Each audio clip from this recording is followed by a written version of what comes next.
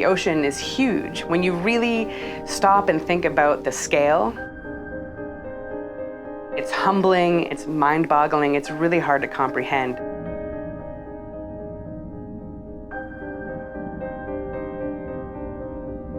Basically, the world's life support system is dependent on the ocean, right? A lot of people don't realize that every other breath we take is because of the ocean.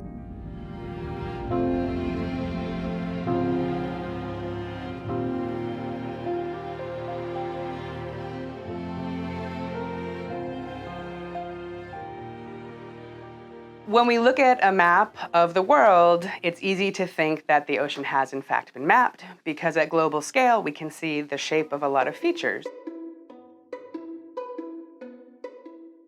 What that really represents is predicted bathymetry. So for the majority of the ocean, we don't actually have direct measurements. What we have is a prediction that is very coarse in resolution. So this is an undersea mountain that was known from those satellite measurements. And you can see that there's some sort of mountain feature here. You can tell there's some undulations in the terrain, but you can't really make out any fine features. Once we came through and mapped it on this expedition from the hull-mounted sonar, we revealed all these much more fine-scale volcanic pinnacle cone features, which were previously unknown for this area. Here you have an image of a NOAA ship with a multi-beam sonar that's hull-mounted, so it's sending out a sound signal from under the hull, and it's basically in a fan-shaped swath. And you can see that it's sending out these sound signals, and we can actually measure the time it takes to bounce from the ship to the seafloor and back, and that's giving us the distance. Along this whole swath, you're gathering many measurements, and then we can turn the ship around and do another section and stitch those two together and build a 3D terrain map. When we're out there in the ocean and we're making a discovery for the first time, there's really no feeling like that. I mean, you're stumbling across something that no human beings have yet seen, and it's a really exciting time. Right now, we're 186 miles off the coast of Florida, along the Blake Plateau. Oh, look at all those squid, oh my gosh. Yes, that's beautiful. It looked from the satellite imagery like it was just boring seafloor, just abyssal plain. There weren't any features, there weren't any creatures. We wanted to fill in those gaps for mapping, so we started mapping that area, and then miraculously we saw all these different seafloor features coming out on the mapping area, and it turned out that we were the first to discover this massive, massive deep water coral complex. To date, as far as we know, is the largest deep water coral complex in the world.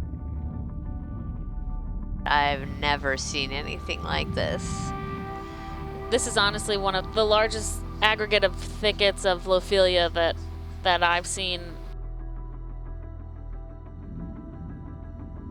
The differences between looking at something from really far away and saying, yeah, there's a seafloor there, versus zooming in and realizing that there's a whole dynamic community that could be a game changer for management decisions and all sorts of things. That's the value add that we see when we map something and then start exploring and investigating. Pilot dive super. Go dive super. You guys are free to continue your descent. What's really fascinating about these ships is we can map one night and then go out the very next day and put down these deep diving robots and see in high resolution cameras what's living there. It's all sort of iterative, right? And we can keep mapping and getting more detail and more information, and all of that feeds up into our global understanding of how our planet works, what resources we have, what we need to conserve, where we can build, where fisheries are sustainable, where they're not. And so when we think about a global community and our contributions to it, I think it really starts with a much better understanding of the oceans and how we serve them and how they serve us. So So there's a huge initiative right now to map the remaining part of the world's oceans that's not mapped yet. The creation of this project is really meant to inspire the effort to completely map the ocean floor by the year 2030. This is the coverage in the 2022 data release. Basically, black is where we don't have data. I think it's very difficult to try to, even for myself, to have a true sense of the scale of what we're trying to do. A single project, a single nation, a single group can't do it alone. We have to work and build this map together. So it's really important for us to do these types of explorations, even in waters outside the U.S. economic zone, because these waters are connected. The ocean knows no boundaries. We may draw political boundaries for various reasons, but we have to really understand the ocean and its processes.